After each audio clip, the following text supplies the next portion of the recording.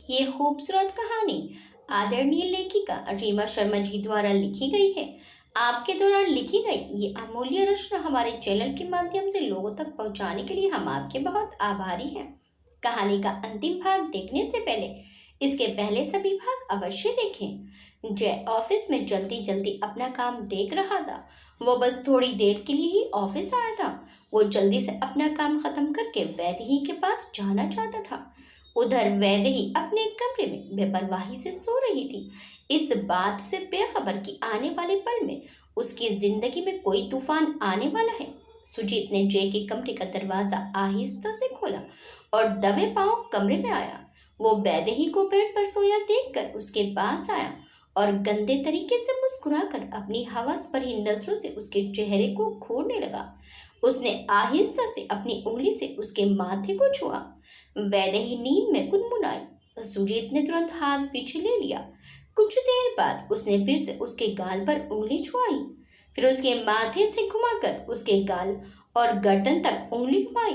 धीरे धीरे गर्दन से नीचे की ओर उसकी उंगली फिसलने लगी। किसी अनजान की छुअन महसूस होते ही वैदेही की नींद खुल गई। अपनी आंखों के आगे सुजीत को देखकर वो उसकी उंगली झटके से हटाकर उठकर बैठ गई। तुम यहाँ? हिम्मत कैसे हुई मेरे कमरे में आने की? निकलो यहाँ से। वैदेही गुस्से से बोली। ओ ओ, नाराज क्यों होती हो मेरी जान? क्या हो गया जो मैं यहाँ आ गया? क्या हुआ जो तुम्हें छू लिया?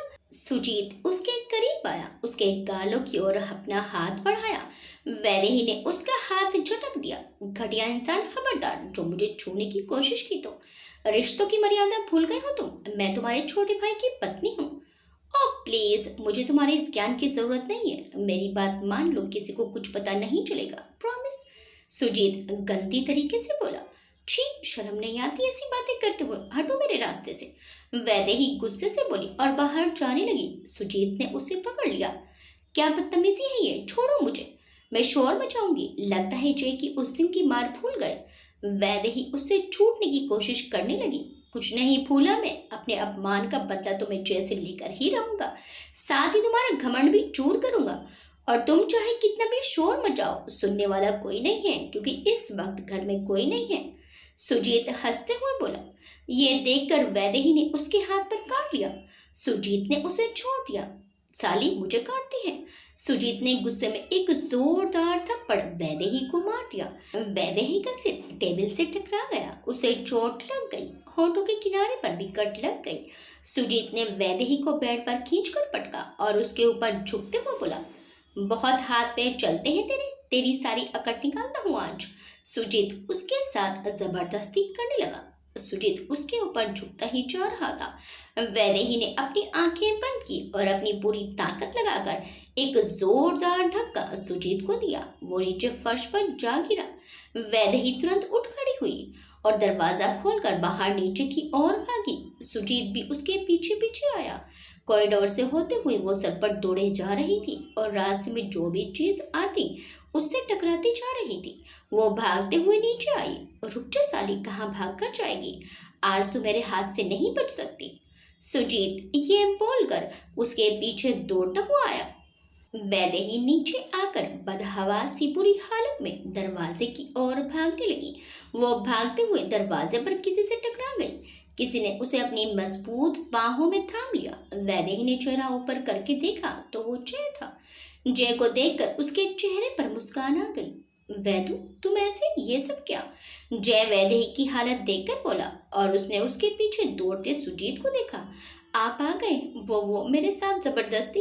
वैदेही ये बोलकर रोने लगी। जय ने जब सुजीत को देखा तो वो सारी बात समझ गया। उसकी आंखों में खून उतर आया। गुस्से से उसकी नसें तन गई। उसी समय कल्याणी देवी जी, नीलिमा जी और विक्रम जी भी आ गए और उन लोगों ने भी सब सुन लिया। नीलिमा जी ने विक्रम जी को फोन करके मंदिर बुला लिया था, इसलिए तीनों साथ ही आए थे। वैदेही को ऐसी हालत में देखकर वो भी हैरान हो गए। विक्रम जी को तो सुजीत पर बहुत गुस्सा आ रहा था। तुम्हारी इतनी हिम्मत?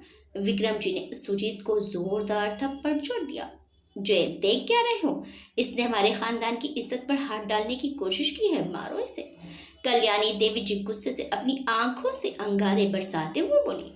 जय ने वैदेही को नीलिमा जी को संभालने को दिया और सुजीत को पकड़कर उसे पीटने लगा। सुजीत नीचे गिर गया। मना किया था ना मैंने तुम्हें, उस दिन समझाया था ना तुम्हें, लेकिन तुम नहीं सुधरे।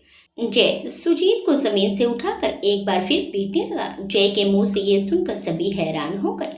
क्या कहा तुमने जय? इसने पहले भी ये हरकत की थी? विक्रम जी बोले, जी भैया, और दादी माँ, इसे तब भी मैंने रंगे हाथों पकड़ा था, लेकिन तब मैंने इसे बुआ जी की वजह से माफ कर दिया था। जय उसकी कॉलर पकड़कर बोला, नहीं माफ करना चाहिए था तुम्हें इसे, इसकी हिम्मत इसीलिए पड़ी। इसे और मारो जय, इसे और मारो कि आगे से किसी भी लड़की पर ये अपनी बुरी नजर डालने से पहले 100 बार सोचे। कल्याणी देवी जी के साथ साथ इस बार नीलिमा जी भी बोली।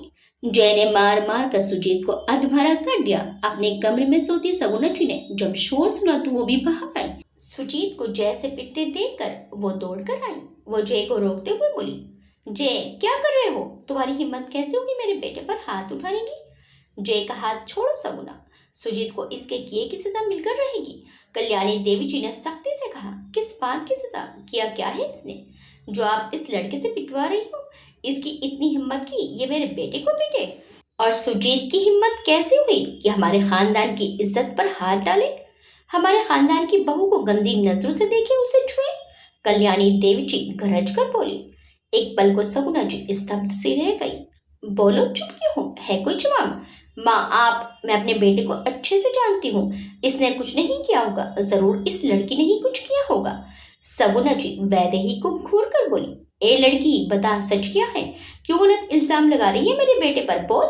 ये सुनकर वैदेही की आंखों में आंसू आ गए। वो नीलिमा जी से और चिपक गई और डरकर कांपने लगी। डरी सहमी सी वैदेही को देखकर जय को बहुत तकलीफ हुई। उसका बस चलता तो वो सुजीत को जिंदा गाड़ देता। सगुना, तरस आ रहा है तुम्हारी सोच पर। हम सबके सामने तुम इस बात से इनकार कर रही हो। तुम कह रही हो कि इसने कुछ नहीं किया। तुम हमारी बहू पर इल्जाम लगा रही हो। कल्याणी देवी जी बोली, माँ आपको तो हमेशा से हमें गलत नजर आए हैं। सगुना जी सुजीत के पास आई और उसे उठाते हुए बोली, बोल क्या सच है? ये लड़की झूठ बोल रही है ना? हाँ मॉम, मैंने कुछ नहीं किया, ये लड़की झूठ बोल रही है। सुजीत को सगुना जी का समर्थन मिलने पर उसमें कुछ हिम्मत आई। ये देखकर जय गुस्से से एक बार फिर उसकी ओर लपका। झूठ ये नहीं, झूठ तू बोल रहा है। सगुना जी बीच बचाव पर जय के आगे आकर खड़ी हो गई। ए लड़के तू चुप रहे, सगुना जी बोली। सगुना, कल्याणी देवी जी फिर बोली, आप मुझे क्यों बोल रही है माँ? इनसे बोलो जिन्होंने ये तमाशा शुरू किया। आपको इन पराये लोगों पर विश्वास है, अपने खून से ज्यादा इस गंदे खून पर विश्वास है। सगुना जी के मुंह से ये सुनकर जय की मुठ्ठियां कस गई और आंखें गुस्से से बंद हो गई। सगुना, लगाम दो अपनी जबान को, लगाम दो। कल्याणी देवी जी कड़क आवाज पूरे घर में गूंजी। नहीं रह सकती चुप में। आपको हमेशा से जय ही प्यारा रहा है, और अब इसकी ये सो कॉल्ड बीवी, ये हमारे खानदान की छोटी बहू है। कल्याणी देवी जी ने कहा, अरे नहीं है ये हमारे खानदान की, न ये हमारे खानदान की बहू है, न ये लड़का हमारे खानदान का अंश। पता नहीं कौन सी सड़क से उठाकर लाए थे नीलिमा और विक्रम इसे। इसकी रगों में किसका गंदा खून दौड़ रहा है ये तो इसे भी नहीं पता। सगुना जी गुस्से से बोल गई। सगुना जी के ये शब्द जय के साथ साथ नीलिमा जी पर भी किसी तीर की तरह चले। नीलिमा जी का तो कलेजा कट कर रह गया। एक पल के लिए पूरे घर में मरघट सी शांति फैल गई। एक सन सी आवाज जय के कान में गूंजी। खुद को जब्त कर उसने एक नजर वैदेही को देखा जो उसे सवालिया नजरों से देख रही थी। जय बिना कुछ कहे अपने कमरे में चला गया। वैदेही के लिए तो ये एक नए सच का खुलासा था जो कि उसके पति से जुड़ा था। जय को ऐसे जाता देखकर कल्याणी देवी जी सगुना जी के पास आई और एक जोरदार तमाचा उनके गाल पर धर दिया। बस बहुत बोल ली तुम, निकाल दिया तुमने अपने अंदर का गुबार, उगाल दिया अपना सारा शहर मेरे जय के खिलाफ। लेकिन तुम कुछ भी कहो, तुम्हारे कहने से क्या होता है? जय हमारे खानदान का अंश है और वैदेही इस खानदान की बहू। तुम मानो या न मानो, अगर तुम्हें नहीं माना तो निकल जाओ मेरे घर से अभी इसी वक्त। तुम मेरी बेटी हो ये यकीन नहीं होता मुझे, जानती हो ना राजेंद्र ने मरते वक्त क्या वादा लिया था कि जय की सच्चाई के बारे में इस घर में कभी कोई सवाल नहीं उठाएगा और ना ही ये बात जबान पर लाएगा कि जय अनाथ है। लेकिन तुमने अपने भाई को दी हुई कसम आज तोड़ दी। शर्म आ रही है मुझे तुम पर। कल्याणी देवी जी बोली, बुआ जी आज आपने बहुत गलत किया। आपने जय को चोट पहुंचाने के लिए मेरी नीलू का कलेजा भी छलनी कर दिया। आप जानती है ना कि जय नीलिमा के लिए क्या है।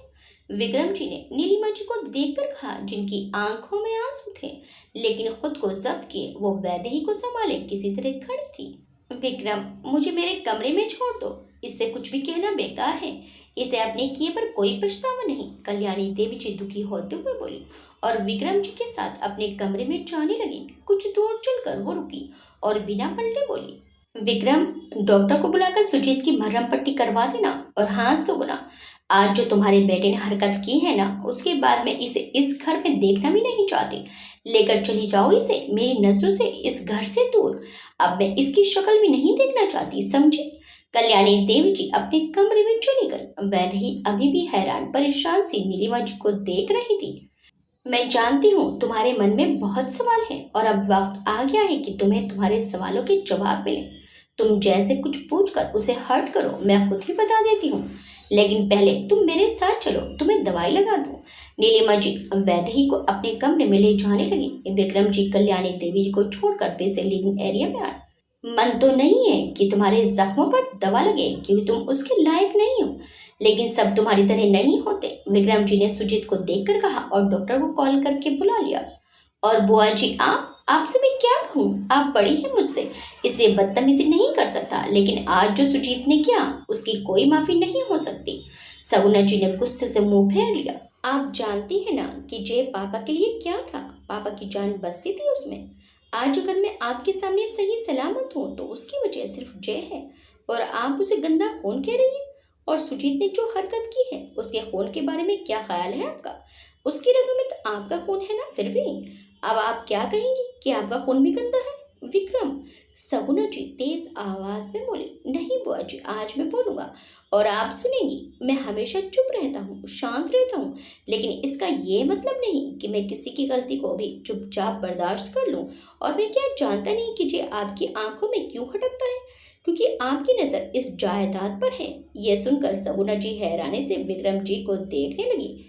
ऐसे मत देखिए बुआ जी, मैं बहुत अच्छे से जानता हूँ आपके इरादे और साथ साथ सुजीत के भी इरादे। आपने हमेशा से यही सोचा था कि मेरी और नीलिमा की तो कोई औलाद है नहीं, तो ये सारी प्रॉपर्टी आपके सुजीत की ही होगी। लेकिन जब से पापा ने जय के नाम सारी प्रॉपर्टी कर दी, तब से आपके और सुजीत के मंसूबों पर पानी फिर गया। शायद पापा आपकी नियत भाप गए थे, साथ ही जय की ईमानदारी और खुददारी को भी। लेकिन मैं आपको बताऊं, जय को इस बारे में कुछ भी नहीं पता था, और ना ही पूरी बात आपको भी पता है। ये सारी जायदाद जय के बच्चे और उसकी बीवी की होगी। पापा पहले से वसीयत कर गए थे। ये बात तो जय भी नहीं जानता। पापा ने आपको आपके हिस्से से ज्यादा ही दिया, और उसके बावजूद भी आप और सुजीत दादी माँ से किसी न किसी बहाने पैसे ऐंठती आई हैं। उस पर ना हमने सवाल उठाए, ना कभी जय ने। आपकी इसी सोच की वजह से जय ने इस जायदाद में से कुछ नहीं लिया। आज वो जो कुछ भी है अपने दम पर है। उसका बिजनेस, उसकी प्रॉपर्टी सब अलग है, जो उसने अपनी मेहनत और दिमाग से खड़ी की है। उसने अपने साथ साथ हमारे बिजनेस को भी आगे बढ़ाया है, वरना पापा के जाने के बाद तो हम कितने बड़े फाइनेंशियल क्राइसिस से गुजर रहे थे। आप अच्छे से जानती हैं, हम भी उसी सड़क पर आ जाते जहां का होने का ताना आप जय को दे रही थी। विक्रम, मुझसे ऊंची आवाज में बात करने की जरूरत नहीं है। और अगर हमें इस जायदाद का लालच है तो क्या जय को नहीं? हम तो फिर भी इस जायदाद के असली वारिस हैं, क्योंकि इसी खून खानदान के हैं। हक है हमारा इस पर। लेकिन वो तो गंदी नाली का कीड़ा है, जाने किसका गंदा खून है उसके रगों में। फुटपाथ पर पड़ा रहता अगर तुम और नीलिमा उसे उठाकर इस हवेली में ना लाते। सगुना जी गुस्से से तमतमाकर बोली। बुआ जी, फिर से वही बात। विक्रम जी ने इतना ही कहा था कि डॉक्टर साहब आ गए। आइए डॉक्टर साहब, इनको चोट लगी है, इनकी मरहम पट्टी करवानी है। विक्रम जी ने सुजीत की ओर इशारा किया, जो निढाल सोफे पर पड़ा था। डॉक्टर साहब ने उसे इंजेक्शन और दवाइयाँ दी और चले गए। आइए इसे कमरे तक छोड़ आता हूँ, विक्रम जी ने कहा और सुजीत को उसके कमरे में छोड़ आए। और पीछे पीछे सगुना जी भी आ गई। इधर नीलिमा जी के कमरे में वैदेही अभी भी डरी सहमी सी बैठी थी। उसके मन में इस समय ढेरों सवाल का युद्ध चल रहा था। वैदू, ज्यादा सोचने की जरूरत नहीं है। आज जो इस घर में तुम्हारे साथ हुआ ये बहुत गलत है, इसकी कोई सफाई या माफी नहीं हो सकती। लेकिन बुआ जी ने जो कहा वो भी सही है। जैसे हमारा कोई खून का रिश्ता नहीं है, लेकिन वो मेरा बच्चा है, मेरे जिगर का टुकड़ा है। उसने मुझे माँ की ममता का एहसास करा है। नीलिमा जी रो पड़ी। तुम जानती हो जय जब हमें मिला तो वो बस 10-11 साल का बच्चा था। मुझे भाभी भाभी कहते मेरे आगे पीछे भागता था वो। भाभी से मैं कब भाभी माँ बन गई ये पता ही नहीं चला मुझे। नीलिमा जी के चेहरे पर मुस्कान आ गई और वैसे ही अब भी उन्हें खामोशी से देख रही थी। तभी विक्रम जी कमरे में आए। उन्होंने नीलिमा जी को आंखों से ही इशारा करके सब ठीक है या नहीं ये पूछा। नीलिमा जी ने भी इशारे में पलकें झपका दी। वैदो, तुम सुन रही हो ना? मैं जो तुमसे कहने जा रही हूँ उसे ध्यान से सुनो, उसके बाद फैसला लो। तुम जय को गलत मत समझना। तुम यही सोच रही होगी कि जय की इतनी बड़ी सच्चाई हमने तुमसे छुपाई, लेकिन बेटा इसमें छुपाने जैसा कुछ नहीं था। हमने जय को लीगली एडॉप्ट किया है। और क्या खून के रिश्ते ही सब कुछ होते हैं? दिल के रिश्ते का कोई मोल नहीं। नीलिमा जी बोली। वैदेही कुछ नहीं बोली। नीलिमा जी पुरानी बातें याद करके बोली। आज से लगभग 18 साल पहले पापा जी और विक्रम जी किसी प्रोजेक्ट के सिलसिले में मुंबई गए थे। विक्रम जी के साथ में मैं भी गई थी। मैं तो इनके साथ घूमने गई थी। घर में रह रहकर मैं डिप्रेशन का शिकार हो गई थी। शादी के 5 साल भी हमें कोई बच्चा नहीं था। इलाज भी कराया, लेकिन डॉक्टर्स ने साफ कह दिया था कि मैं कभी माँ नहीं बन सकती। एक औरत के लिए माँ बनना उसकी पूर्णता होता है, लेकिन मैं अधूरी ही रह जाती अगर जय मुझे नहीं मिलता तो। मैंने इनसे दूसरी शादी करने के लिए भी कह दिया था, लेकिन ये मुझे इतना प्यार करते हैं कि इन्हें मेरी इस कमी से कोई फर्क नहीं पड़ा। नीलिमा जी पुरानी यादों में खो गई। नीलिमा जी विक्रम जी और राजेंद्र जी के साथ मुंबई आई थी। वो दोनों तो अपनी मीटिंग में बिजी रहते, लेकिन नीलिमा जी को जब भी समय मिलता वो बीच पर घूमती। एक दिन शाम नीलिमा जी बीच पर टहल रही थी कि उन्हें एक बच्चे के रोने की आवाज़ आई। वो आवाज़ की दिशा में बढ़ चली। आगे जाकर देखा तो एक आदमी एक बच्चे को एक छड़ी से पीट रहा था। वो बच्चा बार बार उस आदमी से ना मारने की रिक्वेस्ट कर रहा था। ए छोड़ो, इस बच्चे को क्यों मार रहे हो? नीलिमा जी आगे आकर बोली। ओ मैडम, जाओ ना, अपना काम करो। अपन अपने बच्चे को मारे या काटे, इससे आपको क्या? वो आदमी बोला। नीलिमा जी की नज़र जब उस बच्चे पर गई तो उस मासूम चेहरे में जाने ऐसा क्या था कि नीलिमा जी के अंदर की ममता जाग गई। मैं कहीं नहीं जाऊंगी। तुम इस बच्चे को छोड़ते हो या मैं पुलिस को बुलाऊं? नीलिमा जी ने थोड़ी आगे आकर कहा और उस बच्चे की ओर अपना हाथ बढ़ाया। आदमी ने तुरंत बच्चे को पीछे खींच लिया। और मैडम, जाओ ना यहाँ से, काय को टाइम खोटी करता है? आदमी बोला। उस बच्चे को छोड़ो। नीलिमा जी अड़ गई। नहीं छोड़ेगा। अब उन्हें इसका बाप है, क्या कर लेगी तू? आदमी अकड़कर बोला। बेटा, कि ये तुम्हारे पापा हैं? नीलिमा जी ने उस लड़के से पूछा। उसने एक नजर नीलिमा जी को देखा, फिर उस आदमी को जो आंखें बड़ी कर उसे गुस्से से घूर रहा था। बच्चे ने डर के मारे सिर नीचे कर लिया। ए मैडम, मेरा बेटा है और अपन इसको मार नहीं रहा था, इसको धंधे पे लगाने की ट्रेनिंग दे रहा था। ये मानता ही नहीं ना। अभी आप बोलो, ये धंधे पे नहीं जाएगा तो पैसे कैसे आएगा? अरे तुम कमाओ ना पैसे, इसे स्कूल भेजो, ये उम्र इसके पढ़ने लिखने की है। नीलिमा जी बोली। ए मैडम, ज्यादा मचमच करने का नहीं, ज्यादा ज्ञान हो रहा है अब तेरा। जाओ इधर से। आदमी तेज आवाज में बोला कि वो बच्चा डर गया। वो अपनी करुण निगाहों से नीलिमा जी की ओर देखने लगा और ना में गर्दन हिला दी। नीलिमा जी कुछ सोच कर वहां से चली गई और एक चट्टान के पीछे छिप गई। कुछ देर बाद वहां एक दूसरा आदमी आया। उसने उस पहले आदमी को नोटों की गड्डी दी और उस बच्चे को देखकर बोला, माल तो सच में एक नंबर है, कहाँ से पकड़ के लाया? अरे कहाँ से पकड़ेगा, इधर ही फुटपाथ पर पड़ेला सोएला था। अपन काफी दिन से नजर रख रहा था इस पर, फिर दबोच लिया। दिखने में इतना भारी है, सोचा अच्छा पैसा मिलेगा। आदमी बच्चे की ओर देखकर जोर से हंस पड़ा। ओह गॉड, ये तो ह्यूमन ट्रैफिकर्स लग रहे हैं, मुझे पुलिस को बुलाना होगा। नीलिमा जी ने पुलिस को फोन किया, साथ ही विक्रम जी को भी फोन कर सारी बातें बता दी। चल। दूसरा आदमी उस बच्चे का हाथ पकड़कर उसे खींचते हुए बोला। नहीं, मैं नहीं चाहूंगा, छोड़ दो मुझे, मैं नहीं चाहूंगा। बच्चा हाथ छुड़ाते हुए बोला। तब तक उस आदमी ने उसको 2-4 थप्पड़ चढ़ दिए। ये देखकर अब नीलिमा जी से बर्दाश्त नहीं हुआ। वो तुरंत वहां आई और आदमी से बच्चों को छुड़ाने लगी। अबे ये कौन है बे? दूसरा आदमी उस पहले आदमी से बोला। पता नहीं यार, ये कौन है, कब से एक ही दिन पकड़े लिए, इस लड़के को छोड़ दो। पहला आदमी बोला। यार माल तो ये भी कड़क है, इसके भी अच्छे पैसे मिलेंगे। एक काम कर, इसको भी बच्चे के साथ गाड़ी में डाल। वो आदमी नीलिमा जी को ऊपर से नीचे घूरते हुए बोला। नीलिमा जी घबरा गई, लेकिन फिर भी खुद को मजबूत किए खड़ी थी। बच्चे ने जब ये देखा तो बोला, साहब मैं चलने को रेडी है, इन मैडम को छोड़ दो। उस बच्चे के मुंह से ये सुनकर नीलिमा जी हैरानी से उस बच्चे को देखने लगी। कितना अजीब है ये बच्चा, इसको अपने से ज्यादा मेरी परवाह है। नीलिमा जी ने मन में सोचा। अरे देख क्या रहा है, डाल इसको भी गाड़ी में। वो दोनों नीलिमा जी की ओर बढ़ने लगे। बच्चा मना करता रहा और वो लोग अपने कदम आगे बढ़ाते रहे। तभी वहां पुलिस की गाड़ी आ गई और उसके साथ विक्रम जी भी। दोनों ने भागने की कोशिश की लेकिन पुलिस ने उन्हें पकड़ लिया। तुम ठीक हो?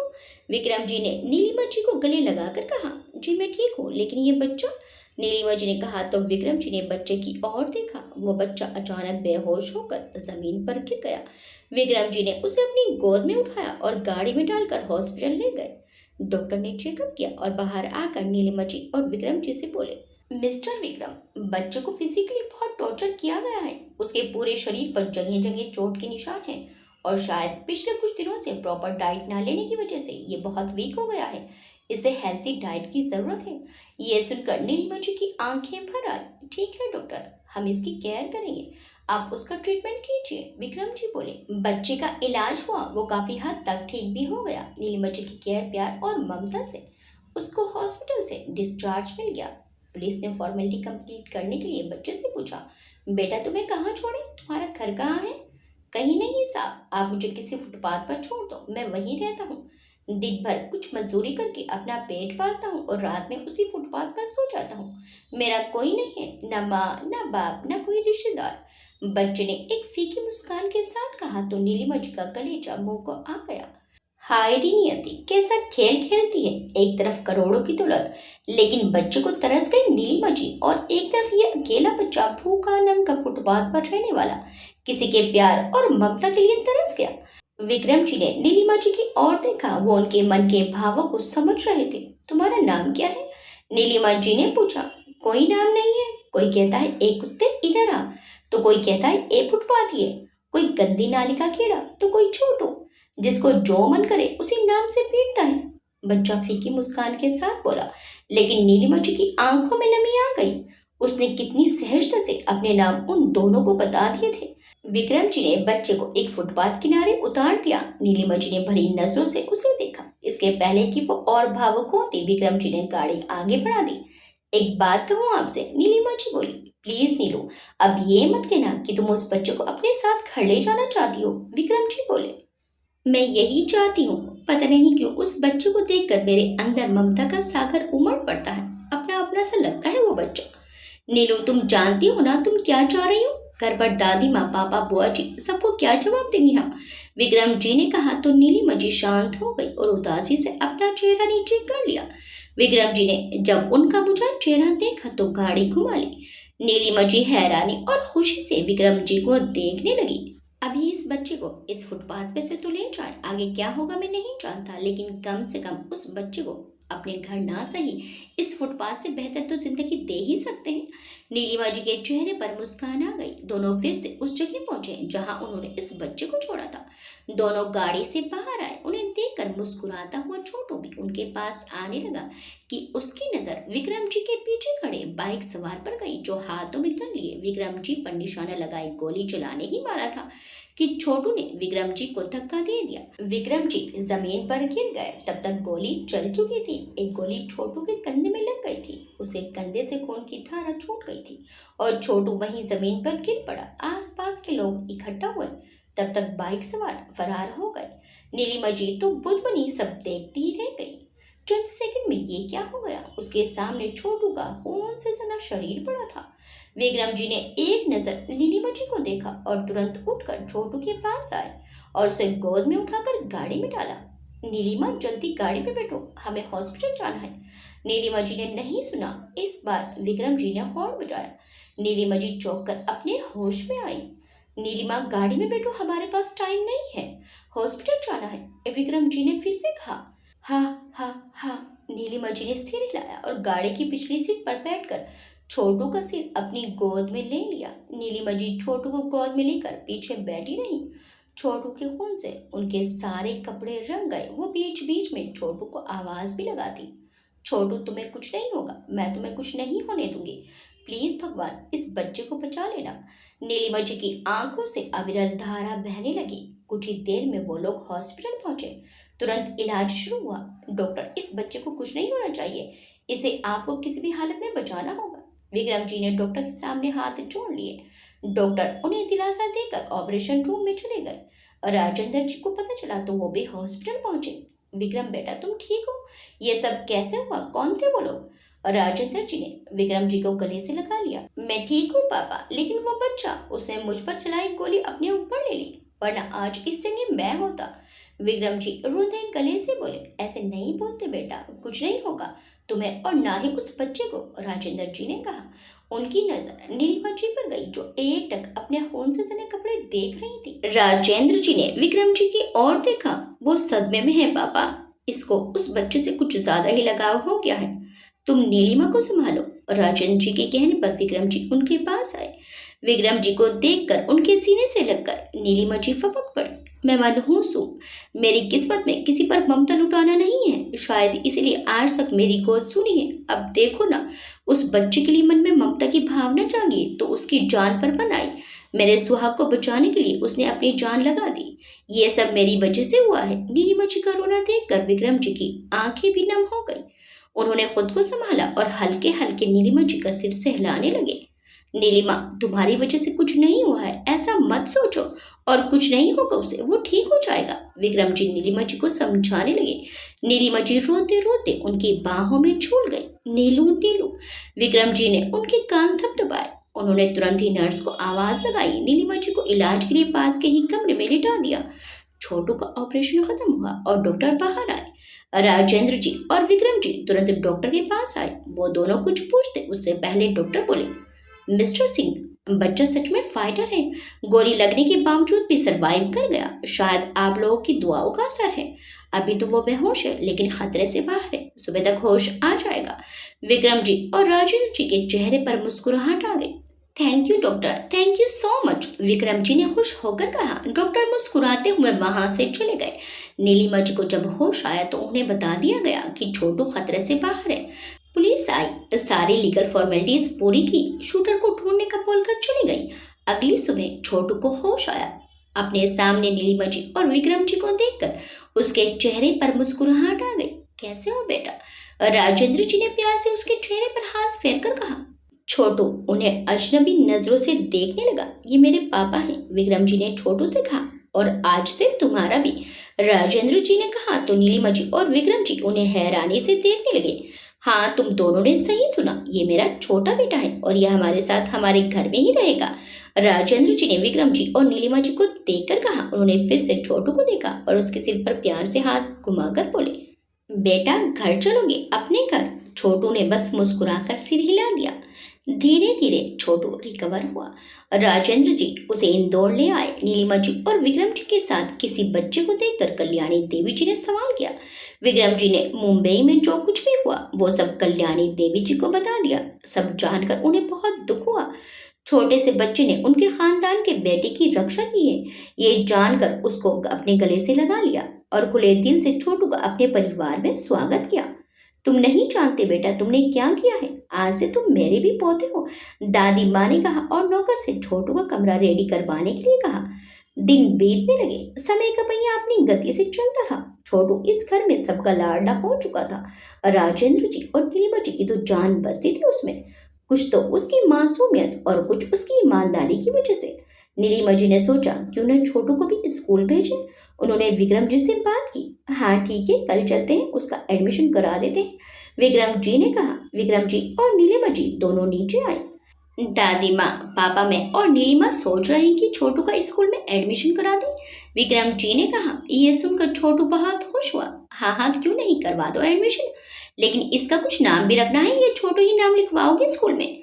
कल्याणी देवी जी बोली। दादी माँ, मैंने सोचा है कि इसका नाम हम जयवीर रखें। आप बताइए दादी माँ, कैसा है ये नाम? नीलिमा जी बोली। बहुत प्यारा है, इससे तो पूछ लो, कल्याणी देवी जी ने छोटे की ओर इशारा करके कहा। तुम्हें कैसे लगा बेटा ये नाम? राजेंद्र जी ने पूछा। बहुत अच्छा है पापा, छोटू बोला। तो ठीक है, आज से तुम जयवीर हो, सब तुम्हें जयवीर के नाम से जानेंगे, जयवीर सिंह ठाकुर के नाम से, राजेंद्र जी बोले। तो छोटू की आंखों में आंसू आ गए। क्या हुआ बेटा, तुम रो क्यों रहे हो? नीलिमा जी उसके आंसू पोंछकर बोली। मेरे पास तो मेरा नाम भी नहीं था और आज आप लोगों ने मुझे सिर्फ नाम ही नहीं बल्कि अपनी पहचान भी दे दी है। मैं जयवीर सिंह, मुझ जैसे अनाथ के लिए ये बहुत बड़ी बात है। जय खबरदार, जो खुद को अनाथ बोला, तुम जयवीर सिंह हो, समझे, जयवीर सिंह ठाकुर। राजेंद्र जी बोले तो जय उनके गले से लग गया। अब जय विक्रम जी को भैया और नीलिमा जी को भाभी बुलाने लगा, लेकिन जिस तरह नीलिमा जी उस पर अपनी ममता लुटाती, जय ने उन्हें भाभी माँ बुलाना शुरू कर दिया। नीलिमा जी को भी जय का भाभी माँ बुलाना अच्छा लगता था। जय को पालते उसे प्यार देते देते नीलिमा जी भूल ही गई कि उनकी कोई औलाद ही नहीं है। जय ने स्कूल जाना शुरू किया, लेकिन उसे स्कूल के सभी बच्चे चिढ़ाते थे। एक तो इतनी बड़ी उम्र में छोटी क्लास में होने के साथ साथ जय को दूसरे बच्चों की तरह इंग्लिश नहीं आती थी। सब उसका मजाक उड़ाते थे। नाम और सरनेम तो जय को मिल गया था, लेकिन ये हाई सोसाइटी की चमक धमक दिखावा, दिन रात इंग्लिश बुकते देसी माँ बाप के विदेशी दिखते बच्चों में वो एडजस्ट नहीं हो पा रहा था। आए दिन कोई ना कोई उसका दिल जरूर दुखाता। उस पर रही सही कसर विक्रम जी की बुआ सगुना जी उतारती। उन्हें जय एक आंख नहीं सुहाता था। हमेशा अपनी बातों के जहर बुझे तीर चलाकर वो जय का सीना छलनी करती। उन्होंने तो अपने भाई से कई बार उसे अनाथ आश्रम में भेजने की सिफारिश की थी। उनका कहना था कि अगर इतना ही पुण्य कमाने का शौक है तो किसी अच्छे अनाथ आश्रम में उसे डाल देते। सड़क की गंदगी को यूं घर में लाने की क्या जरूरत थी, लेकिन उनकी बात पर कोई कान न देता। घर में सब उनके स्वभाव से वाकिफ थे। रोज रोज की बातें और मजाक की वजह से जय को बहुत तकलीफ होती। उसने स्कूल जाना बंद कर दिया। राजेंद्र जी ने उसे पढ़ाने के लिए घर में ही टीचर अपॉइंट कर दिया। धीरे धीरे जय हाई सोसाइटी के सारे तौर तरीके सीख गया। जय 18 साल का हो गया। वो अब राजेंद्र जी के साथ ऑफिस पे जाने लगा। ऑफिस के कामों में उनका हाथ बटाता। इस दौरान विक्रम जी पर 2 बार जानलेवा हमला हुआ और दोनों बार उन्हें जय ने ही बचाया। चाहे कंस्ट्रक्शन साइट पर गिरने वाली बड़ी सी ट्रॉली हो या पार्टी हॉल में अचानक गिरता झूमर, हर बार जय ने ही आकर विक्रम जी की जान बचाई और उन पर आने वाली मुसीबत खुद पर ले ली। राजेंद्र जी ने जब विक्रम जी पर होने वाली जानलेवा हमलों की खुफिया तरीके से जांच कराई तो पाया ये सारे हमले प्रॉपर्टी के लिए हो रहे हैं। इसलिए विक्रम जी और कल्याणी देवी जी ने सलाह करके सारी प्रॉपर्टी जय की होने वाली बीवी और बच्चों के नाम कर दी, लेकिन इसकी जानकारी किसी को न थी, जय को भी नहीं। जब बुआ जी को इस बात का पता चला कि सारी प्रॉपर्टी जय के नाम हो गई, जो कि आधी अधूरी जानकारी थी, तो वो राजेंद्र जी से बहुत नाराज हुई। माँ, भैया, क्या आपके लिए वो अनाथ ही सब कुछ हो गया? आपको मेरे बच्चे नजर नहीं आए? अरे अगर विक्रम के अपने बच्चे नहीं है तो क्या खानदान की दौलत किसी के भी नाम हो जाएगी, उस गंदी नाली के कीड़े के नाम? सगुना चुप, एकदम चुप। आज बोल दिया, दोबारा ये बात मुंह से भी ना निकले तुम्हारे। जय मेरा बेटा है, मैंने उसे लीगली अडॉप्ट किया है और मैं राजेंद्र सिंह ठाकुर सबको एक कसम देता हूँ कि आज के बाद इस घर में ये बात कोई भूले से भी अपनी जबान पर नहीं लाएगा कि जय अनाथ है। वो मेरा बेटा है, इस खानदान का वारिस। अगर किसी ने मेरी कसम तोड़ी तो इसके अंजाम का वो खुद जिम्मेदार होगा। बस इसके आगे मैं कोई बहस नहीं सुनना चाहता, ये मेरा आखिरी फैसला है। और राजेंद्र जी ये बोलकर गुस्से से अपने कमरे में चले गए। उसके बाद विक्रम जी पर हमले होने बंद हो गए, लेकिन जय पर हमले होने शुरू हो गए। उसकी सुरक्षा के लिए विक्रम जी ने गार्ड्स भी लगा दिए थे। इस बीच राजेंद्र जी की तबीयत खराब रहने लगी और एक दिन अचानक उन्हें हार्ट अटैक आया और वो चल बसे। उसके बाद उनकी वसीयत पढ़ी गई, जिसमें लिखा था कि अगर जय को कुछ हो जाता है तो सारी जायदाद ट्रस्ट में चली जाएगी। उसके बाद जय पर भी हमले होना बंद हो गए, लेकिन नकली वसीयत थी। असली वसीयत तो वकील के पास सुरक्षित थी, जिस पर लिखा था कि सारी जायदाद जय और उसके होने वाले बच्चों की होगी, जिसकी जानकारी जय को भी नहीं थी। जय को जब ये पता चला कि जायदाद उसके नाम है तो वो बुआ जी की कड़वी कसीली बातें और तानों की वजह समझ गया। बुआ जी की बातें और कुछ बाहरी लोगों की बातें कि बिना किसी मेहनत के जय को ये सारी जायदाद भीख में मिली है, ये सुनकर उसे बहुत तकलीफ होती थी। उसके स्वाभिमान को ठेस पहुंचती थी। जय बहुत स्वाभिमानी और ईमानदार था और उसकी इसी अच्छाई की वजह से तो पापा जी ने उसे अपना वारिस बनाया था। लेकिन जय की खुददारी ने उसे इस जायदाद पर मालिकाना हक जताने से रोक दिया। उसने प्रॉपर्टी में से कुछ न लेने का फैसला किया और अपनी मेहनत से खुद का बिजनेस सेट किया। आज जयवीर सिंह का अपना नाम है। जयवीर सिंह एक ब्रांड है, ब्रांड। बीती बातें बताकर नीलिमा जी ने एक गहरी सांस ली। उन्होंने वैदेही की और आस भरी नजरों से देखा, जो अपने भरे नैनों से उन्हें देख रही थी। जानती हो वे तो जय ज्यादा पढ़ा लिखा नहीं है। ज्यादा क्या, वो तो स्कूल गया ही नहीं। उसने जितना भी कुछ सीखा है घर में आने वाले टीचर सीखा। बाकी उसको पढ़ने का बहुत शौक है, आगे वो खुद पढ़ता गया। उसके पास कोई ऑफिशियल डिग्री नहीं है, लेकिन उसके पास दिमाग बहुत है। आज टॉप के लोगों में उसका उठना बैठना है। बड़े बड़े लोगों को उससे मिलने के लिए अपॉइंटमेंट लेनी पड़ती है। आज वो जो कुछ भी है अपने दम पर है। हमारी ही फैक्ट्री में मामूली वर्कर की तरह मजदूरी करके अपने करियर की शुरुआत की मेरे जय ने। नीलिमा जी इतना बोलकर रुक गई और विक्रम जी की ओर देखा। आगे की बात विक्रम जी ने जारी करते हुए कहा, हाँ वे तो मैंने उसे मना भी किया था। कहा कि तुम्हें ऐसे मजदूरों की तरह मेहनत करने की जरूरत नहीं है, लेकिन वो नहीं माना। वो बोला, भैया मेरे पास कोई डिग्री नहीं है तो शुरुआत वहीं से करूंगा जहां से होनी चाहिए। मैं कुछ बोल ही नहीं पाया। आखिर मैं भी उसे उसकी किस्मत आजमाने देना चाहता था। वह खुद को साबित करना चाहता था, जिसमें मेरा उसे पूरा सपोर्ट था। धीरे धीरे अपने कमाए पैसों से उसने एक छोटी सी फैक्ट्री डाली। वो तरक्की करते गया, एक एक सीढ़ी ऊपर चढ़ता गया और आज इतना बड़ा बिजनेस एम्पायर खड़ा कर लिया। मेरा जेब पारस है पारस, जिसे छूता है वो कीमती हो जाता है। दिल का उतना ही सच्चा, अच्छा और साफ। उसके जैसे लोग इस दुनिया में बहुत कम है। वैदू, जानती हो जय शादी ही नहीं करना चाहता था। वो तो जब तुम्हारे पापा अमर अंकल ने मदद मांगी तो दादी को एक तरकीब सूझी जय का घर बसाने की, तो उन्होंने तुम्हारे पापा के सामने शादी की शर्त रखी। क्योंकि दादी माँ तुम्हारे परिवार को बहुत अच्छे से जानती थी और तुम्हारी माँ को बहुत पसंद करती थी। जय तो उनकी मदद बिना किसी शर्त के करने को तैयार था, लेकिन दादी माँ अड़ गई और जय दादी माँ का कहा कभी नहीं टालता। साथ ही वो तुम्हारे पापा की भी मदद करना चाहता था, इसलिए उसने शादी के लिए हाँ कर दी। इतना बोलकर विक्रम जी चुप हो गए। वैदे ही मन में सोचने लगी, कैसे इंसान है ये, मेरे डैड को मदद मिल सके इसलिए अपनी दादी की शर्त पूरी की। चाहते तो मदद करने से इनकार भी कर सकते थे। उस पर मेरी दी की भी मदद की। इतनी बातें अपने मन में दबा के रखी, किसी को कुछ नहीं बताया। और मैंने कितना गलत समझा उन्हें। विक्रम जी ने पास ही टेबल पर पड़ा पानी का गिलास उठाकर मुंह से लगा लिया, फिर आगे बोलना शुरू किया। तो वैदे ही अपने ख्यालों से बाहर आई। जय ने अपनी हर कमजोरी पर जीत हासिल की है, लेकिन सिर्फ यही एक चीज है जिससे वो आज तक उबर नहीं पाया, वो है उसका अतीत। उसका अतीत इतना दर्दनाक है कि उससे वो कभी बाहर ही नहीं निकल पाया। वैदू, हमें जब जय मिला तो वो 10-11 साल का था। तुम सोचो उसके पहले उसके ऊपर क्या क्या गुजरी होगी, कैसे कैसे दिन देखे होंगे उसने। उसे तो अपनी असली बर्थ डेट भी नहीं पता है। उसके पास तो अपना नाम भी नहीं था। शुरू में जय कई बार रात में नींद में उठकर डर जाता था, डर के मारे कांपने लगता था। तब नीलिमा ने रात रात भर जाकर उसकी देखभाल की है। उसे बहुत समय लगा अपने अतीत से पीछा छुड़ाने में, लेकिन कहते हैं ना, हम अतीत से चाहे कितना भी भाग ले, लेकिन हमारा अतीत हमें कभी नहीं छोड़ता। विक्रम जी चुप हो गए। वैदू, तुम चुप क्यों हो, बोलो ना। देखो आज जय को तुम्हारी जरूरत है, उसे गलत मत समझना। वो तुमसे बहुत प्यार करता है। मेरा जय हीरा है हीरा।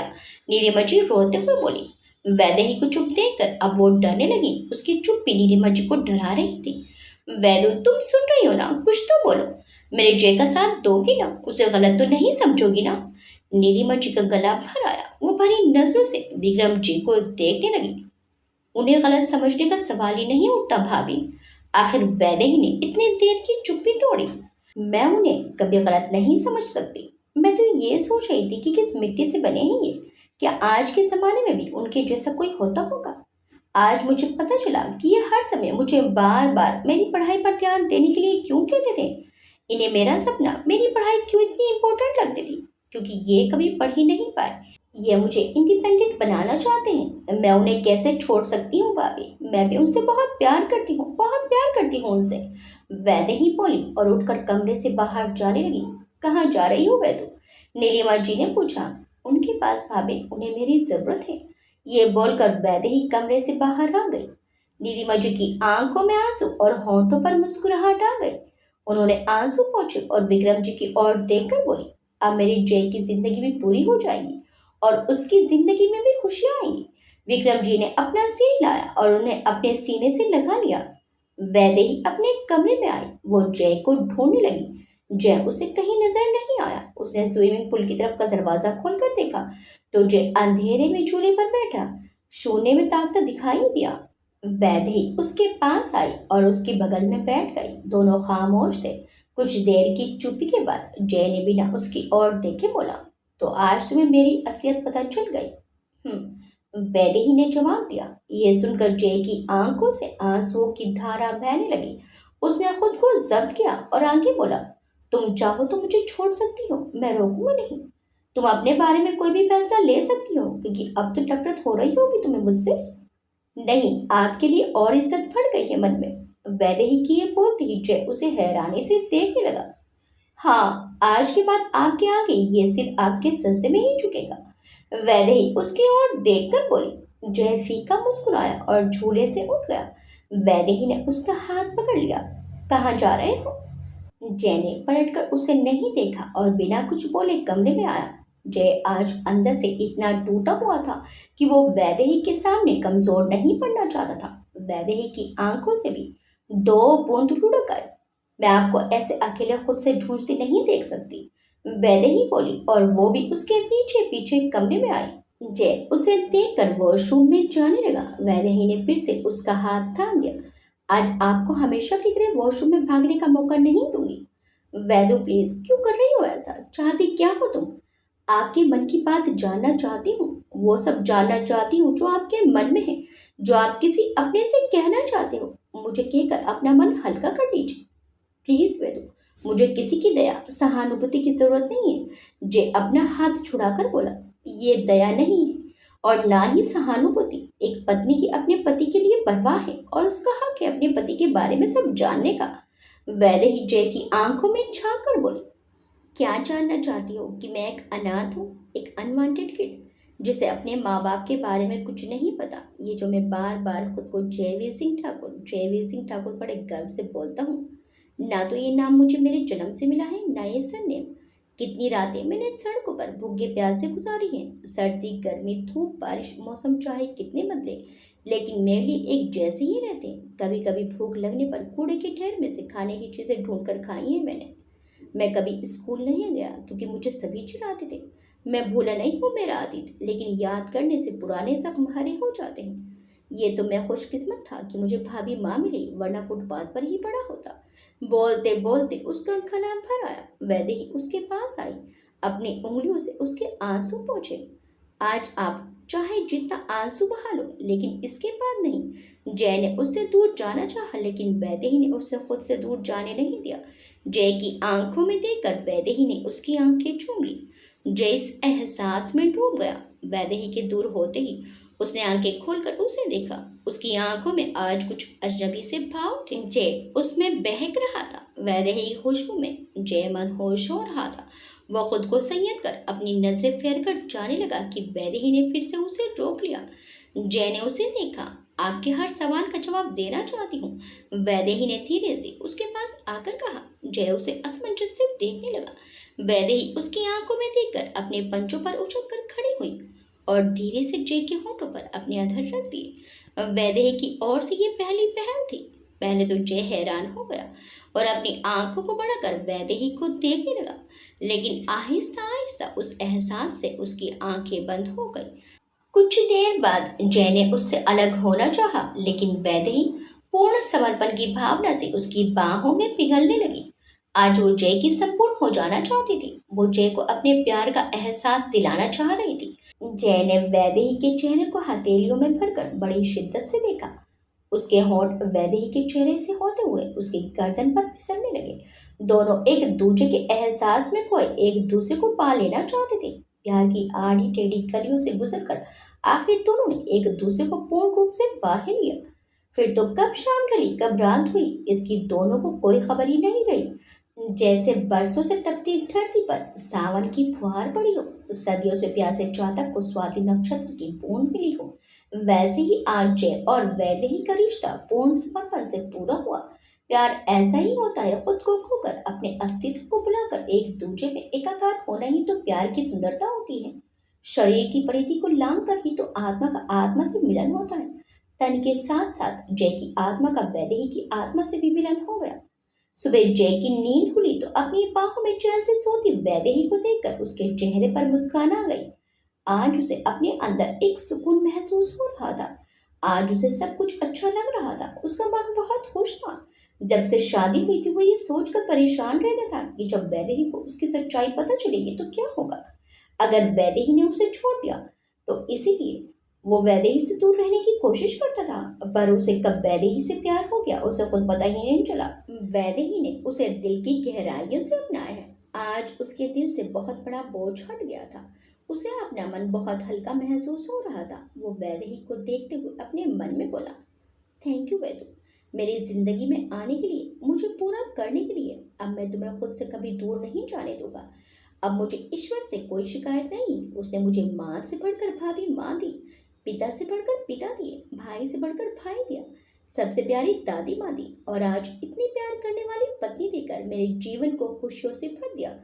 आज से मैं अपने अतीत की सारी कड़वाहट भूलकर एक नया जय बनकर अपने जीवन की नई शुरुआत करूंगा, जहाँ मेरे अतीत की कोई परछाई अब मुझे नहीं डरा पाएगी। ये सब तुम्हारी वजह से हुआ है बेदू। उसने वैदेही के माथे को प्यार से चूमकर उसे खुद से दूर कर आराम से सुला दिया। वैदेही की देर से उठने की आदत को वो अच्छे से जानता था, इसलिए उसने उसे नहीं जगाया। अलमारी खोलकर वो अपने कपड़े देखने लगा कि उसे शादी के कॉन्ट्रैक्ट पेपर्स की याद आई। उसने उन पेपर्स को निकाला। अब इनकी कोई जरूरत नहीं है, और ये कहकर उसने वो पेपर फाड़ दिए। अब तो जय और वैदेही का प्यार आखिर टेढ़े मेढ़े रास्ते से होते हुए आज अपनी मंजिल तक पहुंच ही गया था। जय वॉशरूम में चला गया। कुछ देर बाद जब वो शावर लेकर बाहर आया तो वैदेही अभी भी सो रही थी। उसने वैदेही को एक नजर प्यार से देखा और अपने स्टडी रूम में चला गया। थोड़ी देर बाद वैदेही की भी आंख खुल गई। उसने बेड पर देखा, जय नहीं था। फिर उसने कमरे में देखा तो कमरे में भी जय नहीं था। कल रात के बारे में सोचकर वैदेही के चेहरे पर मुस्कुराहट और चेहरे पर शर्म की लाली आ गई। वैदेही जल्दी से उठकर वॉशरूम में चली गई। आज उसने जय की पसंद की पिंक कलर की साड़ी पहनी और अच्छे से तैयार हो गई। वो पिंक साड़ी में गजब की खूबसूरत लग रही थी। वो मिरर के सामने खड़ी थी तो जय कमरे में आया तो वैदेही को देखते ही रह गया। वो एक पल को अपनी पलकें झपकाना भूल गया। वैदेही भी गर्दन घुमाकर उसे देखने लगी। तभी वैदेही को कल रात की याद आ गई। उसके चेहरे पर शर्म के भाव आ गए और उसका चेहरा इन भावों से दहकने लगा। उसका रंग एकदम से लाल हो गया। उसने अपनी नजरें झुका ली तो जय के चेहरे पर एक मुस्कुराहट आ गई। वो आहिस्ता आहिस्ता उसके पास आया और उसका चेहरा अपने हाथ से ऊपर उठाया। वैदेही की नजरें अभी भी झुकी हुई थी। वैदू, मेरी तरफ देखो। वैदेही ने जय की तरफ देखा तो उसे जय की आंखों में अपने लिए बेशुमार प्यार नजर आ रहा था। जय ने उसके माथे को चूमा और उसे अपनी बाहों में भर लिया और उसके कान में धीरे से कहा, थैंक यू वैदू, मुझे पूरा करने के लिए। जय के ये शब्द सुनकर वैदेही का रोम रोम पुलकित हो गया। दोनों बहुत देर तक एक दूसरे के एहसास में खोए रहे। जय का तो मन नहीं कर रहा था वैदेही को अपने से अलग करने का। कुछ देर बाद जय वैदेही से अलग हुआ। दोनों के चेहरे पर एक अलग ही चमक थी। दोनों बहुत खुश थे। जय ने अपना फोन निकाला और सुमित को फोन लगाया और बोला, कश्मीर जाने की सारी तैयारी कर दो, हम 1 घंटे के अंदर अंदर पहुंच रहे हैं। कश्मीर का नाम सुनकर वैदेही जय को हैरानी से देखने लगी तो जय उसका चेहरा अपनी हथेलियों में भरकर बोला, मेरे जीवन में पहली बार इतनी खुशियाँ आई हैं और मैं अपनी जान के साथ बहुत खूबसूरत यादें बनाना चाहता हूँ। मैं चाहता हूँ हम कुछ दिन एक दूसरे के साथ ये खूबसूरत पल बिताएं। काम का क्या है, वो तो मैंने बहुत किया और आगे भी करूँगा, लेकिन मैं जीवन में आई इन खुशियों को अच्छे से महसूस कर लेना चाहता हूँ। जीना चाहता हूँ कि लम्हे तुम्हारे साथ, तुम्हारे प्यार की बारिश में अपने रोम रोम को भिगो लेना चाहता हूँ। ये सुनकर वैदेही के मन में जल तरंग बजने लगी। वो फिर से जय के गले लग गई और उसकी कमर पर अपनी बाहें कस दी। जय ने भी खींचकर उसे अपनी बाहों में भर लिया। कुछ देर बाद जय बोला, अब वैदू चलो जल्दी से पैकिंग कर लो, हमें 1 घंटे के अंदर निकलना भी है। वैदेही जय से अलग हुई और हाँ में गर्दन हिला दी। वैदेही पैकिंग करने लगी और जय उसकी हेल्प करने लगा। थोड़ी देर में पैकिंग हो गई तो दोनों नीचे आने लगे। जय और वैदेही आज पहली बार साथ साथ सीढ़ियों से उतर कर आ रहे थे। नीचे हॉल में दादी माँ, विक्रम जी और नीलिमा जी बैठी थी। उन तीनों की नजर जब नीचे उतरते जय और वैदेही पर पड़ी तो उनके चेहरे पर मुस्कुराहट खिल गई। आज जय और वैदेही के चेहरे पर बहुत सुकून और चमक नजर आ रही थी। दोनों बहुत खुश नजर आ रहे थे। वैदेही का चेहरा तो शर्म से लाल हो रहा था और वो शर्माई सी चल रही थी। जय ने उसका हाथ पकड़ रखा था। दोनों चलकर दादी माँ के पास आए और उनके पाँव छुए। दादी माँ ने आशीर्वाद दिया, दूध नहाओ, वो तो खलो। फिर वैदेही नीलिमा जी के पाँव भी छूने लगी तो उन्होंने वैदेही को अपने गले से लगा लिया। विक्रम जी ने वैदेही के सिर पर हाथ रख दिया। बुआ जी और सुजीत कहीं नजर नहीं आ रहे थे, वो दोनों सुबह ही घर से चले गए थे। तभी नौकर ने आवाज लगाई, नाश्ता लग गया है दादी माँ। सभी नाश्ता करने के लिए डाइनिंग टेबल पर बैठ गए। सब नाश्ता करने लगे। नाश्ता करते ही जय का फोन आया। उसने मोबाइल निकाल कर देखा तो सुमित का कॉल था। सुमित बोला, सर कश्मीर जाने की सारी तैयारी हो गई है। तो जय ने कहा, ठीक है, हम थोड़ी देर में पहुंचते हैं। ये बोलकर उसने कॉल कट कर दी। सभी जय की ओर देख रहे थे तो जय बोला, मैं और वैदेही कश्मीर जा रहे हैं कुछ दिनों के लिए। ये सुनते ही सभी के चेहरे पर मुस्कुराहट आ गई। दादी माँ बोली, बहुत अच्छा किया बेटा, खुशी खुशी जाओ और खुशी खुशी आओ। नीलिमा जी बोली, क्या बात है तेवर जी, आज तो आपके चेहरे पर कुछ अलग ही चमक नजर आ रही है। ये सुनकर जय छेप गया और बोला, भाभी माँ। नीलिमा जी के चेहरे पर मुस्कुराहट आ गई। विक्रम जी बोले, नीलू मत छेड़ो ना। अच्छा ये बताओ जय, आज जो तुम्हारे चेहरे पर चमक है उसका राज क्या है। नीलिमा जी मुंह फाड़े विक्रम जी को देखने लगी और जय का तो हैरानी से मुंह खुला का खुला रह गया। अभी तक तो भाभी माँ ही जय को छेड़ती थी, आज भाई भी शुरू हो गए। विक्रम जी भी मंद मंद मुस्कुराने लगे। तभी दादी माँ बोली, तुम दोनों ने ये क्या लगा रखा है, क्यों मेरे बच्चे को छेड़ रहे हो। अच्छा ये बताओ जय, तुम आज बहुत खुश लग रहे हो, तुम्हारी खुशी का राज क्या है।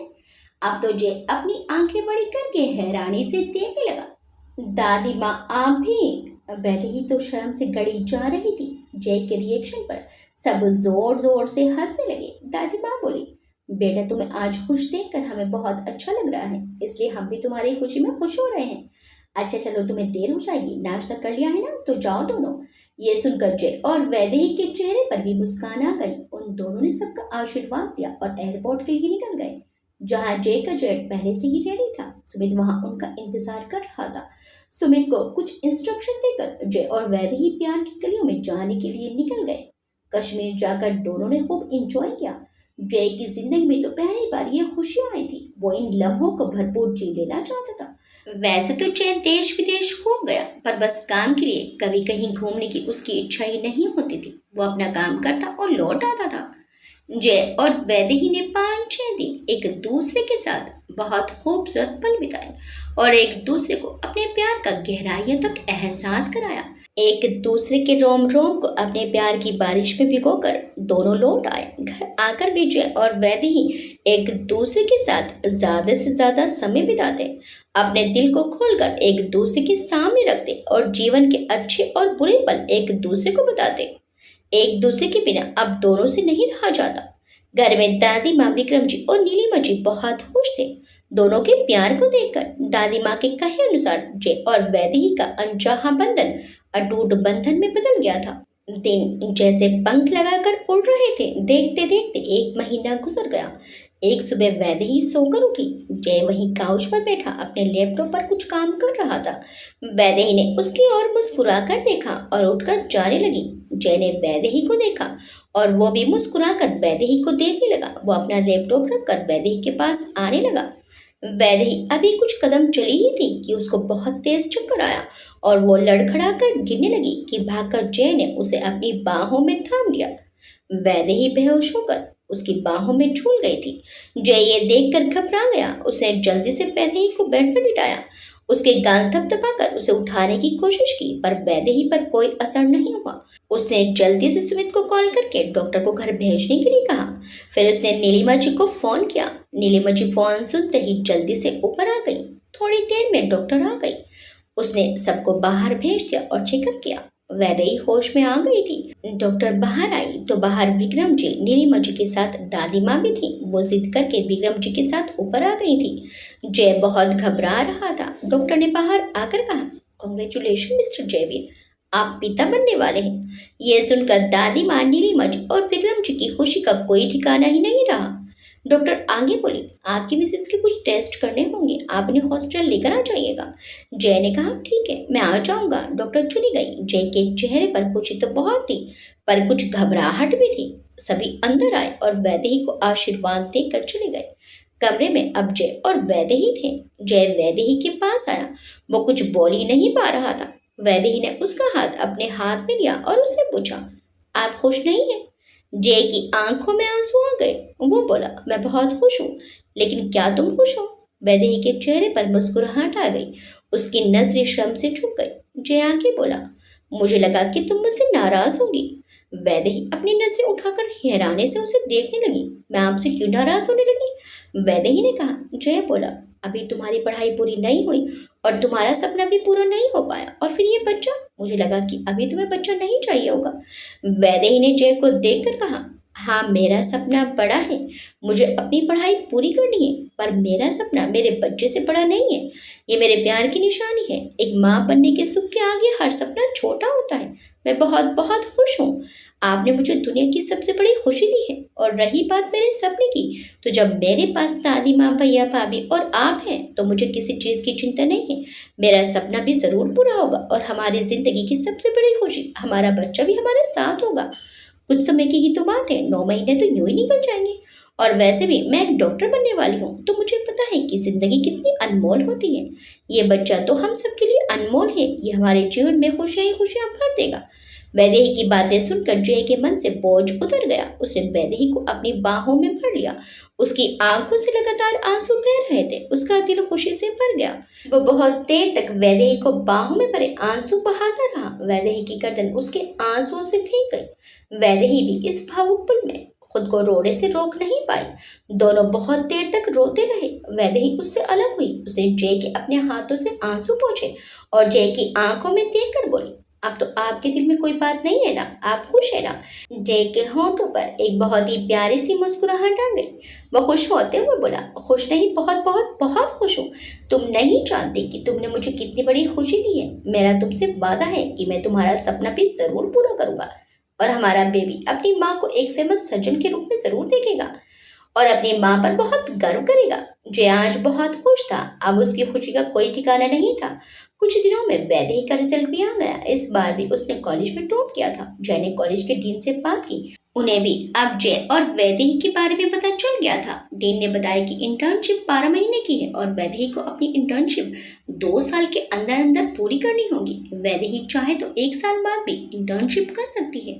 ये सुनकर जय को बहुत राहत महसूस हुई। उसने फैसला किया कि वैदेही इंटर्नशिप अब 1 साल बाद करेगी। वैदेही ने भी अपनी सहमति जता दी। अब कोई दिक्कत ही नहीं थी। जय के मन को अब सुकून मिल गया था।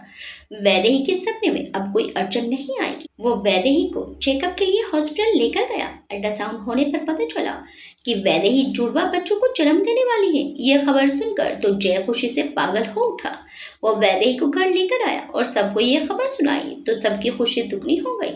सबने वैदू को ढेरों आशीर्वाद दिए। अमरजी, आद्या और विशाल ने भी जब ये खबर सुनी तो वो भी बहुत खुश हुए और उनसे मिलने आए। करण और संजना भी बहुत खुश हुए। ये खबर सुनकर करण ने भी जय को अपने पापा बनने की खुशखबरी सुना दी। दोनों दोस्त बहुत खुश थे। आद्या विशाल के साथ ही यूएस चली गई। वक्त गुजरने लगा। सभी वैदेही का बहुत ख्याल रखते। जय तो ज्यादा काम अब घर से ही करने लगा। बहुत जरूरी होता तो ही ऑफिस जाता। वो कोई भी रिस्क नहीं लेना चाहता था। उसने अपना कमरा भी नीचे शिफ्ट कर लिया क्योंकि दादी माँ भी ऊपर नहीं आ पाती थी। फिर वैदेही को सीढ़ियाँ चढ़ने के लिए डॉक्टर ने भी मना किया था। वैदेही खाने में बहुत आनाकानी करती तो जय उसे बच्चों की तरह मना मना कर खिलाता। देखो, अभी एक बेबी का ही खाना हुआ है, अभी दूसरे का बाकी है, चलो मुंह खोलो। वो खाने का वेट कर रहा है। वैदेही बच्चों की तरह मुंह खोल देती। जय वैदेही को खिला करके था, अभी तो ये खुद बच्ची है, मुझे 3-3 बच्चे संभालने पड़ेंगे। जय तैयार हो जा बेटा, 3-3 बच्चों को संभालने के लिए। जय और वैदेही के साथ सभी एक एक दिन गिनकर काट रहे थे। फिर वो दिन भी आ गया। वैदेही हॉल में बैठी सबके साथ बातें कर रही थी कि अचानक से उसे दर्द होने लगा। दादी माँ ने जय से फौरन गाड़ी निकालने को कहा। जय फौरन गाड़ी लेकर आया और सब वैदेही को लेकर हॉस्पिटल पहुंचे। जय का तो घबराहट से बुरा हाल था। उससे वैदेही को दर्द में नहीं देखा जा रहा था। नीलिमा जी उसे दिलासा दे रही थी। अमर जी भी पता लगते ही हॉस्पिटल आ गए थे। वो भी बहुत घबरा रहे थे। जय को तो इस समय सुकून ही नहीं था। वो कभी बैठता, कभी खड़ा हो जाता, कभी चक्कर लगाने लगता। उसे एक एक पल एक एक सदी के बराबर लग रहा था। 2 घंटे बाद कमरे से बच्चों की रोने की आवाज आई, जिसे सुनकर जय भी रोने लगा। सबकी आंखों में खुशी के आंसू थे। थोड़ी देर बाद नर्स दो बच्चों को गोद में लेकर आई और जय के पास आकर बोली, बधाई हो सर, आपको एक बेटा और एक बेटी हुई है। जय ने पूछा, और वैदेही, वो कैसी है? वो भी ठीक है सर, थोड़ी देर बाद आप उनसे मिल सकते हैं। जय ने कांपते हाथों से बच्चों को अपनी गोद में ले लिया। वो रोते हुए अपने बच्चों को देख रहा था। उसने अपने बच्चों को प्यार किया और एक बच्चा नीलिमा जी की गोद में और एक बच्चा विक्रम जी की गोद में दे दिया। नीलिमा जी और विक्रम जी बच्चों को गोद में लेकर रोने लगे। फिर दोनों बच्चे दादी माँ के पास लाए। दादी माँ ने बच्चों को गोद में लिया और बहुत प्यार से देखा। दादी माँ भी अपने आप को रोने से नहीं रोक पाई।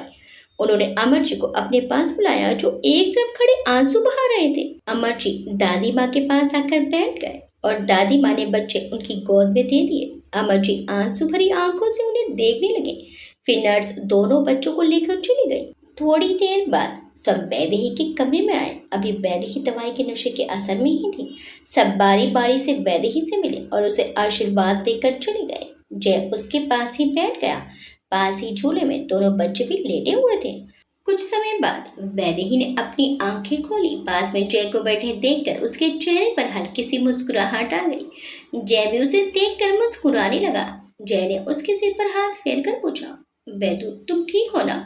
वैदेही ने हाँ में सिर हिला दिया। वैदेही ने धीमी आवाज में पूछा, बच्चे? तो जय ने मुस्कुराते हुए कहा, बच्चे बिल्कुल ठीक हैं, देखोगी? वैदेही ने हाँ में गर्दन हिला दी। उसने बेड को थोड़ा ऊपर उठा लिया और दोनों बच्चों को वैदेही की गोद में दे दिया। दोनों बच्चों को देखकर वैदेही की आंखों में खुशी के आंसू आ गए। जय भी फिर से रोने लगा। जय और वैदेही दोनों साथ साथ बच्चों को देखने लगे। जय बोला, देखो बेटा मुझ पर गया है और बेटी तुम पर। वैदेही भी मुस्कुराने लगी। देखो, मेरी तो लाडली मेरी बेटी रहेगी, अपने बेटे का तुम जानो।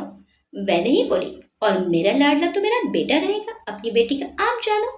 जय बोला, अगर मेरी बेटी को पता चला कि उसकी माँ का लाडला उसका बेटा है तो उसे बुरा लगेगा और मैं नहीं चाहता कि मेरी लाडली का दिल दुखे, तो अपने लाडले से जरा ध्यान हटाकर मेरी बेटी पर थोड़ा ज्यादा ध्यान दे लेना।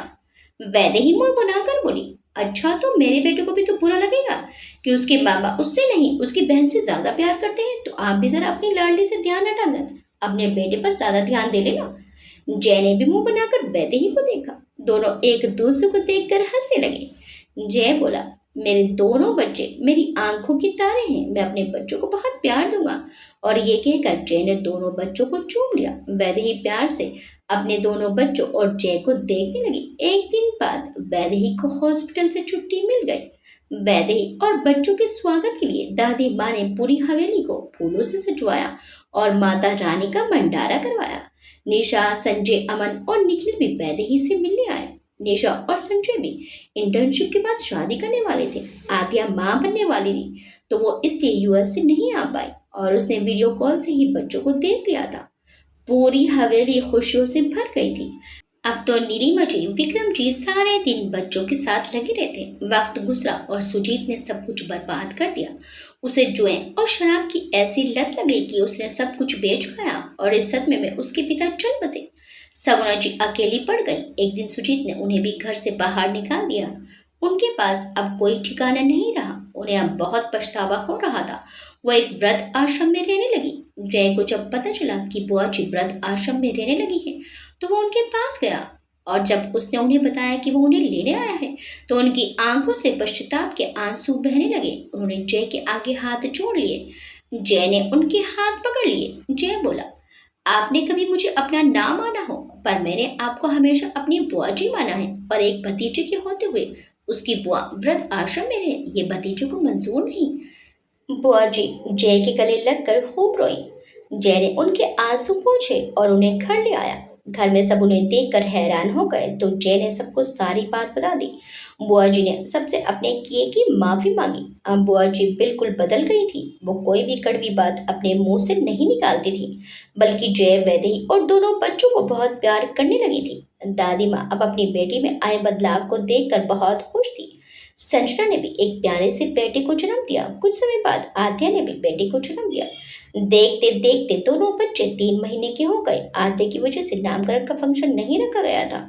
आद्या के आने पर तीनों बच्चों का साथ में नामकरण किया गया। इस दिन पूजा के बाद बच्चों का नामकरण किया गया। बेटी का नाम युविका और बेटे का नाम युवराज रखा गया। आद्य के बेटे का नाम आतिक रखा गया। करण ने अपने बेटे का नाम चिराग रखा। जय ने वैदेही की इंटर्नशिप की व्यवस्था इंदौर के हॉस्पिटल में ही करवा दी थी, जिससे उसे अब कोई प्रॉब्लम नहीं थी। घर पर सबके रहते हुए वो अपनी इंटर्नशिप और दोनों बच्चों को अच्छे से संभाल रही थी। दादी माँ और नीलिमा जी वैदेही के जाने के बाद बच्चों को अच्छे से संभाल लेती थी। बच्चों के लिए जय ने एक नैनी भी रख ली थी। जय भी बच्चों का पूरा ख्याल रखता था। वीरान से पड़े रहने वाले घर में अब रौनकों के मेले लगे रहते थे। अमर जी भी रोजाना शाम को बच्चों से मिलने आते और अपना शाम का समय बच्चों के साथ ही बिताते थे। नीलिमा जी के जीवन में तो जैसे बहार ही आ गई थी। वो तो बस पूरा दिन बच्चों के साथ लगी रहती। देखने वाले तो हैरान रह जाते। बहुत लोगों को लगता कि ये बच्चे नीलिमा जी के ही हैं। जय के जीवन में तो जैसे खुशियां ही खुशियां आ गई थी। वो अब पहले जैसा नहीं रहा था। कम बात करने वाला जय अपने बच्चों से ढेर सारी बातें करता और बहुत खुश रहता। उसने अब गुस्सा करना भी कम कर दिया था। देखते ही देखते वैदेही की इंटर्नशिप पूरी हो गई और उसे एमबीबीएस की डिग्री मिल गई। बच्चे भी अब 1 साल के हो गए थे। जय ने अब बहुत पैसा कमा लिया था, इसलिए वो अब समाज के लिए भी कुछ करना चाहता था। जय समाज के पिछड़े और गरीब लोगों के लिए कुछ करना चाहता था। इसी बारे में वो काफी दिनों से सोच रहा था। फिर अचानक जय को एक विचार आया और उसने वैदेही के लिए एक चैरिटेबल हॉस्पिटल बनाने की सोची, जिससे वैदेही और उसका दोनों का सपना पूरा हो जाएगा। उसने वैदेही को बताए बिना हॉस्पिटल के लिए जमीन ले ली और हॉस्पिटल का काम शुरू करा दिया। इधर वैदेही को आगे एमएस में आराम से एडमिशन मिल गया। वक्त गुजरता गया। वैदेही ने अब एमएस कंप्लीट कर ली। अब उसे किसी हॉस्पिटल को ज्वाइन करना था। बच्चे अब 4 साल के हो गए थे। इस बीच संजय की निशा से शादी हो गई थी। अमर और निखिल ने भी शादी कर ली थी। उन सबकी शादी में जय और वैदेही ने खूब एंजॉय किया था। दोनों बच्चे बहुत नटखट थे और स्कूल जाने लगे थे। एक दिन जय दादी माँ, बुआ जी, नीलिमा जी, विक्रम जी, वैदेही और बच्चों को कुछ दिखाने का कहकर अपने साथ ले गया। आज हॉस्पिटल का उद्घाटन था। सब जब वहां पहुंचे तो हॉस्पिटल को देखकर हैरान रह गए और जब जय ने बताया कि हॉस्पिटल उसने वैदेही के लिए बनवाया है तो सब खुश हो गए। वैदेही की आंखों में खुशी के आंसू आ गए। जय ने दादी माँ के हाथों से हॉस्पिटल का उद्घाटन करवाया। जय ने हॉस्पिटल में काफी अच्छे डॉक्टर्स अपॉइंट किए थे। कुछ फेमस डॉक्टर भी जो समाज के लिए कुछ करना चाहते थे, वो भी हफ्ते में अपना एक दिन हॉस्पिटल को देने लगे। जिन डॉक्टर्स की फीस हजारों में थी और गरीब आदमी उन तक जा नहीं पाता था, उस एक दिन वो लोगों को फ्री देखते थे। देखते देखते हॉस्पिटल की ख्याति दूर दूर तक फैल गई। वैदेही की सर्जरी की प्रैक्टिस भी अच्छी चल रही थी। कहते हैं ना, दिल से कोई काम करो तो वो काम हमारे लिए आसान हो जाता है। वैसे ही वैदेही के साथ था। वो पूरी लगन और ईमानदारी से अपना काम करती थी और कुछ लोगों का भला करने की सोच ने उसके हाथों में ऊपर वाले ने शिफा लिखती थी। जिस भी मरीज की वो सर्जरी करती वो हमेशा कामयाब रहती। बहुत कम उम्र और कम समय में ही उसने हजारों ऑपरेशन कर दिए और सभी में कामयाब भी रही। वैदेही की ख्याति भी दूर दूर तक फैल गई और उसे लंदन की एक संस्था की ओर से सम्मानित करने के लिए बुलाया गया। वैदेही ने जब पुरस्कार अपने हाथों में लिया तो वहां बेटे जय की ओर देखा, जो अपने बच्चों के साथ बैठा था और गर्व से वैदेही को देख रहा था। बच्चों को भी अपनी माँ पर बहुत गर्व हो रहा था, क्योंकि अब बच्चे भी 7 साल के हो गए थे। नीलम जी, विक्रम जी, आद्य और विशाल भी आए थे। दादी माँ नहीं आई थी क्योंकि उनकी तबीयत ठीक नहीं थी। दादी माँ और बुआ जी को बच्चे ऑनलाइन सब कुछ दिखा रहे थे। सब आज बहुत खुश थे क्योंकि आज वैदेही का सपना पूरा हो गया था। वैदेही की आंखों में खुशी के आंसू आ गए। 2-3 दिन लंदन में घूमने के बाद सब वापस आ गए। बुआ जी ने वैदेही के स्वागत की पूरी तैयारी कर रखी थी। वैदेही के घर पहुंचते ही वैदेही पर फूलों की वर्षा होने लगी। उसकी राहों में भी फूल बिछाए गए थे। हवेली के गेट पर ही बुआ जी आरती की थाल लिए खड़ी थी। उन्होंने वैदेही की आरती उतारी और तिलक लगाया। वैदेही उनके पांव छूने लगी तो उन्होंने उसे गले से लगा लिया और बोली, बहुत अपशब्द कहे मैंने तुम्हें, पर तुमने कभी कुछ नहीं कहा और आज तुमने हमारे खानदान का नाम रोशन कर दिया। मैं आज फिर से तुमसे अपने किए की माफी मांगती हूँ। वैदेही ने कहा, बुआ जी आप हमारी माँ समान हैं और माँ अपने बच्चों से कभी माफी नहीं मांगती। भूल जाइए पुरानी बातों को। आज का सच ये है कि हम एक परिवार हैं और हमारा परिवार दुनिया का सबसे सुंदर परिवार है। मैं आज जो कुछ भी हूँ अपने परिवार की वजह से हूँ। भगवान करे ऐसा परिवार हर लड़की को मिले। इस पल सभी भावुक हो गए। सब दादी माँ के कमरे में गए। दादी माँ बेड से टेक लगाकर बैठी थी। वैदेही ने जाकर उनके पाँव छुए। दादी माँ ने उसे गले से लगा लिया। उनकी आंखों में आज खुशी के आंसू आ गए। आज पूरे घर में खुशियां ही खुशियां दिखाई दे रही थी। हर कोई खुश था। जय, अमर जी, विक्रम जी तो बधाइयों के लिए आने वाले फोन सुन सुनकर थक गए थे। तीनों जब थक गए तो जय और विक्रम जी ने अपना फोन सुमित को पकड़ा दिया और अमर जी ने अपना फोन विशाल को पकड़ा दिया। अगले दिन एक बहुत बड़ा फंक्शन रखा गया जिसमें पूरे शहर की बड़ी बड़ी हस्तियों और डॉक्टर्स को बुलाया गया। निशा, संजय, अमन, निखिल, करण और संजना भी इस फंक्शन में आए और सबने मिलकर अपनी पुरानी यादें ताज़ा की। दादी माँ ने माता रानी का बहुत बड़ा भंडारा करवाया और गरीबों में कपड़े भी बंटवाए और इस तरह एक अनाथ बच्चे जय के जीवन में खुशियां ही खुशियां भर गई जिसे उसने सभी में बांटा। वो अपने दरवाजे पर मदद मांगने के लिए आए हर इंसान की मदद करता था। लोग उसे उसके खुशहाल जीवन जीने की दुआएं देते थे। शायद उसके अच्छे कर्म थे जिसने उसके जीवन को खुशियों से भर दिया था और इस तरह जय अपने परिवार के साथ खुशहाल जीवन जीने लगा। अगर आपको कहानी अच्छी लगी तो इस कहानी की लेखिका रीमा जी का धन्यवाद करना मत भूलिएगा। आपको ये कहानी कैसी लगी हमें कमेंट करके ज़रूर बताइएगा। वीडियो अच्छी लगी तो वीडियो को लाइक, शेयर, सब्सक्राइब करना मत भूलिएगा। मिलते हैं एक नई प्यारी सी कहानी के साथ। Till then bye bye.